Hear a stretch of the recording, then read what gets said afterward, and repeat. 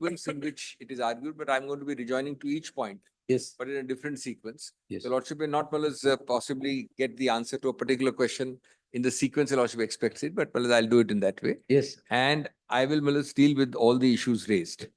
But let me at the outset, before I hand it over, give a Lordship a summary of what I want to sketch out. And then continue in that line, in that sequence. Well, it's the first part is, of course, to keep in mind the backdrop of the umbrella of statutory protections provided, especially to an elected public servant, paving the way for an inquiry or investigation, which has very serious implications of diluting or unseating or creating a mandate contrary to the election. So that has to be interpreted in that contextual manner. That it is not just a walk-in, walk-out system. There must be a proper protective umbrella which is given its proper full letter and spirit. Implementation is a general backdrop point.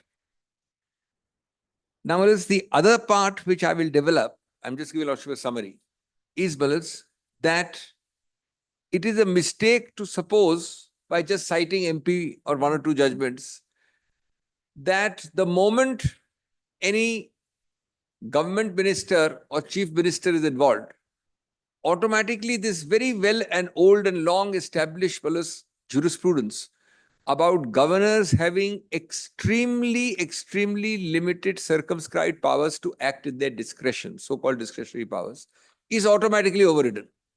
So the Constitution says, and Shamsher Singh remains the bedrock, says that the discretionary so-called exceptional powers of the governor are so limited and so specific.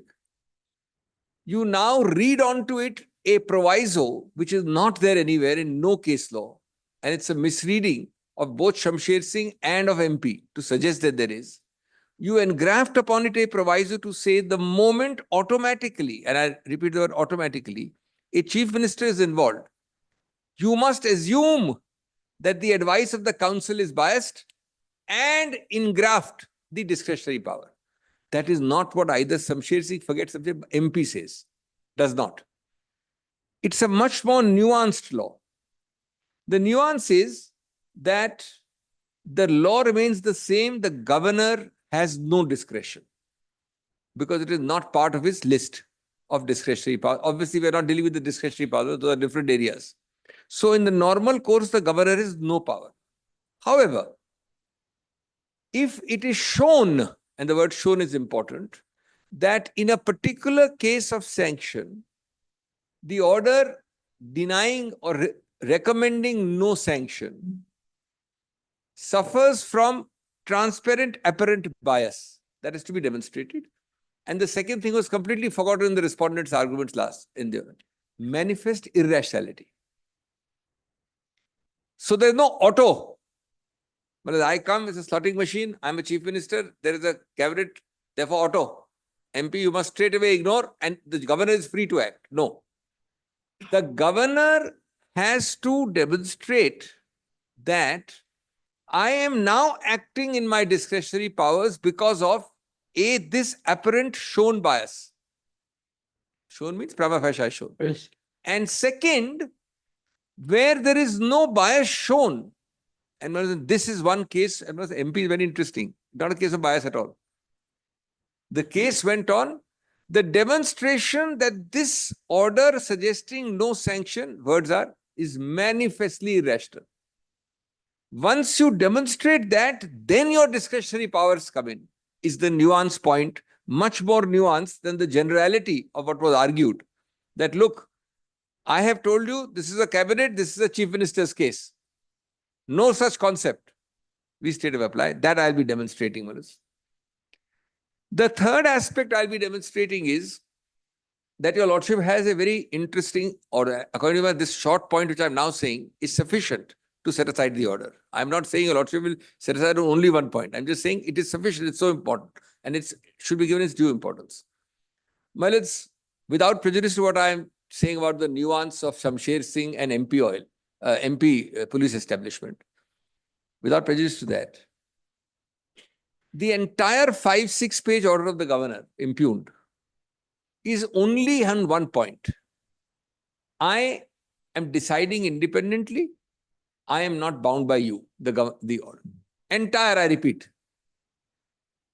So the most important part of this case, if your lordship were forced to single out the most important part, is that for a minute, if your lordship accepts that he is not bound, without me conceding at all, I am always very heavily opposing it, but that he is not bound. The governor has not gone beyond those 5 pages to add a word as to how, not being bound by these people, I find how, what, when, or where the CM is complicit, prima facie, and therefore I grant sanction. His role, that is the CM's role in this file, the CM's decision on that day, the CM's ministry on that portfolio, the CM's file noting on that particular event, nothing is to show prima facie complicity, but I grant sanction because I am not bound. The Honorable Governor, therefore, commits a very serious constitutional sin of answering a very important constitutional question by the answer, why not? The Constitution asks him to say why, not why not. Your Lordship knows what is the why not versus why. Yes. You, why not grant? We'll see. Sorry, that's not the constitutional thing with this. You have to show affirmatively why your Lordship should be. Your Lordship doesn't decide matters by saying why not. We allow or why not we dismiss the petition. Your Lordship is forced to give reasons, Willis, as to why. So that's the test. On this short point, Willis, the impugned order is liable to be set aside because it does not address the question. It does not deal with it. No, Now, the fourth point. One clarification. Fourth sir. point. You said that the governor has passed the order without arriving at a conclusion that the cabinet was biased, or without even observing Without any cabinet material. without any material to He show says that it is, I'm sorry to interrupt, my lords. He does say, this part he addresses. The Yes. other part, he does say, the cabinet is ultimately the cabinet headed by CM, therefore it must be biased. so no, he presumes it to be biased. I'm very is what- grateful. is Presume what the you right say. word. Presumes it to be biased. There's a concept of unconscious bias or subconscious bias. Maybe. Now, which cabinet will tell their leader to be proceeded against? Well, it's- Which cabinet will approve, saying that yes, he is our chief minister, governor has sought opinion of the cabinet, and this cabinet is going to permit sanction or approval for proceedings or sanction for prosecution. Which cabinet will do that? Which cabinet will go against their leader? No, So this, if not apparent bias yeah. or rational apprehension of that bias may have led, May but I- that should be reasoned out, is what. May I answer? Yes. So first part is not reasoned out. Yes. First part is that. But second part, your lordship query is more important. Well, then, if your lordship were to accept that as a principle, then it is a case of presumptive bias. Then your lordship is not doing, kindly see what your lordship is really doing. I'm answering my lord's query on an argumentative basis. My lord has put a very important No, there was a question. clarification. No, it's a very important question. But just see, suppose your lordship's formulation as a question only to a me, clarification. only to What- elicit from me. Suppose your lordship's formulation was correct, just for a minute, just obviously your lordship is not giving any, your lordship is only That's true. sir. discussing. Suppose your lordship formulation was correct. It would mean exactly what I said in the previous sentence. Why not? Presumptive assumed bias in every case. Well, let's tell me which case your lordship will have of a sanction where your lordship will not have to apply this principle. But the law, the constitutional law is not that. Because your lordship then has the moment, then what is your lordship doing? Then my lord has in the constitution, A, B, C, D are only 4 discretionary powers of the governor. My lord is making this a fifth category. Always. Always. Then, Malus, why does MP go on? MP, Malus, doesn't go on the bias. If presumptive bias was correct, it had to be finished.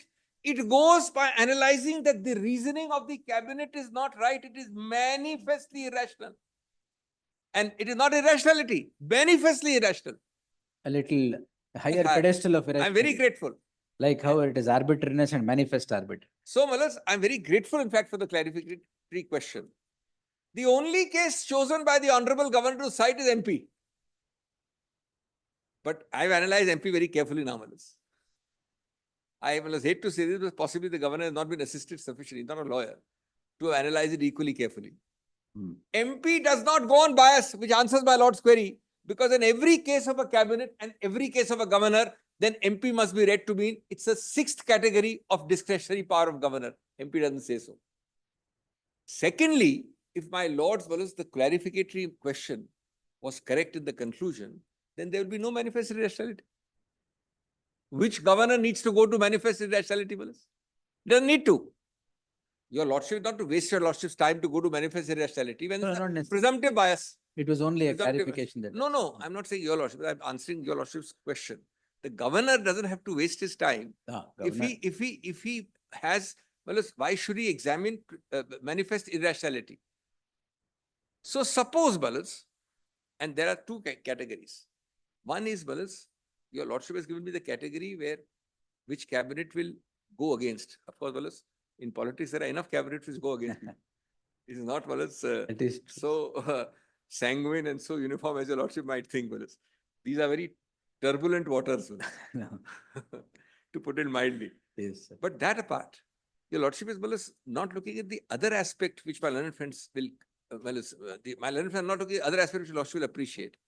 That, Balas, cabinet, if it gives, forget this case for a minute. I'm testing your Lordship, Balas, the proposition. If, Balas, the cabinet in a hypothetical case gives perfect reasons, right, Balas? It says this chief minister has done nothing. No, that's what the cabinet noticed No, in the case. I'm not saying my case. Forget Yes. my case. All right. Hypothetical. Hypothetical case, that this cabinet has said that this chief minister is always sitting at a 10-mile distance from all these decisions over 20 years. But in fact, it's a very unusual case. I mean, I'm going to be developing all this. It's a very, very interesting case, fellows. 23 years. More than 23 years, at least 23 public servants must have been involved in this. The list of dates your Lordship has got from my side and this side. Yes. One person is singled out by these complainants, 3 complainants, with somewhat dubious antecedents sketched in my petition. One public servant is culled out after 20 years. And in those 20 years, this man, Malas, has been a minister from his 1984, I think he became a minister in the 80s. Across, Malas, he's held many portfolios. No particular portfolio on this issue, no particular file, no particular decision, no particular recommendation, no particular approval. Your Lordship will not easily find a case like that. Your Lordship finds. Now I can understand a governor saying, despite this, I find Mr. Singhvi's reasoning wrong by 1, 2, 3. But more importantly, apart from Mr. Singhvi's reasoning being wrong, I find that Mr. Siddaramaiah is complicit or is involved prima facie or needs to be given sanction prima facie because of ABC. He doesn't say it. He doesn't say it. He doesn't address the issue. Which brings me to the next point. And therefore, Manas, very important clarification. I'm very genuinely grateful for your Lordship's query. 2 answers to that. 1, your Lordship is not carving out a new category of presumptive bias. 2, MP, which is the only case relied upon for only by the other side, forget the other side, by the governor, is a case where they did not take up apparent bias in a cabinet governor case. And 3, it must show, therefore, a perverse 2 plus 2 is equal to 5 error amounting to manifest irrationality, which the governor has not said. He's not even said so. If he had said so, I would have shown he's wrong, but I don't need to show that because he has not said so. Now, Malas, which is why it brings me to my 3rd point. It is because of the previous point that my learned friends do something very extraordinary. That is, Malas, the state government. I'm sorry, the persons representing the governor, not the state government, the persons representing the governor. Of course, governor acts to the state government, but Malas, he is represented by a separate council. Very extraordinary thing. keeping in view that there is nothing about manifest irrationality, there is nothing about any reason by the governor, and nothing reflecting the process of ratiocination. A lot has put it very nicely in many judgments. These are the materials. That is the conclusion. The chain which links the material with the conclusion is known as the process of ratiocination, the process of reasoning. Now, there is no reasoning about why he is guilty, prima facie, or why the cabinet is wrong. The only reasoning is that the presumptive doctrine my lord put. Per se the cabinet, per se the chief minister, therefore I must act. Why I must act is not there. Which is why a third point is pressed into service after the case starts. What is that third point?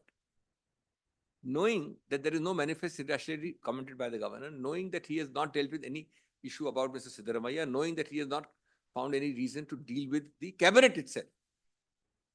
They say now, after the case is started, we will not file an affidavit. We will produce files. And well, I mean that, well, like Alice, it gets more and more curious. So first thing is, I will produce files. Files are produced. Second thing is, in the files, there is only, if you will look carefully, a chart saying two versions. Version 1, version 2. There will always be two versions, Balas. There is hardly a case which does not have two versions. Life is all about, Balas, grey, very rarely black and white. Two versions in the minimum. Minimum, Yes. if not 3, 4. Absolutely correct, Balas. Multiple versions. Our Balas, religions say that it's multifaceted use. There is no Balas, relativity doctrine itself, everything is relative. Time and space is also relative. Balas, what about versions? Versions will be many. Minimum two versions. Minimum. He then, Balas, puts the two versions, and in the entire bunch, big fat bunch given to your lordships, he doesn't say anything except at the end, I think it should be given. But more importantly, none of the reasoning in the files by the lower officers, not one word is reflected in the impugned order. There is no law that I know of that you produce material and say you deem this sanction order to be valid, because at the back of my office, people gave me 5, 10, 12 versions with 1,000 pages of files. That is like saying that I will be the inscrutable sphinx. Behind the inscrutable sphinx, the pharaohs put a lot of gold and a lot of saman inside. The silence comes about. So I will remain the sphinx, but the saman behind in my grave can speak for Malus. It all lying in the That's right. Inscrutable face of the sphinx has something behind it which cannot be projected by that silence. And your lordship as a judge should be deemed to validate the inscrutable face because of the saman behind it. But what is interestingly, that huge treasure house of saman is not finding a word of reflection in the order. Well, I can understand. Nobody is saying that the governor is a judge who's writing a 50-page judgment. Nobody is suggesting that. The governor could have given some reasoning culled out from those two versions and 1,000 pages. It is not for your lordships to rewrite the order of the governor. That I am the judge, you have thrown at me 1,000 pages, the order says nothing. I as the judge will ex post facto validate it by giving these reasons. Which ultimately comes back to the same point, Malas. The point remains the same. That your lordships is entitled to quash this order on the short ground that it is not dealing with these issues. Neither manifest irrationality nor why. You are saying, of course, that there are reasons inside. But Malas, and two versions is not a sufficient ground at all. Much more so, Malas, when you are disagreeing. You are disagreeing. Yes. You are not upholding.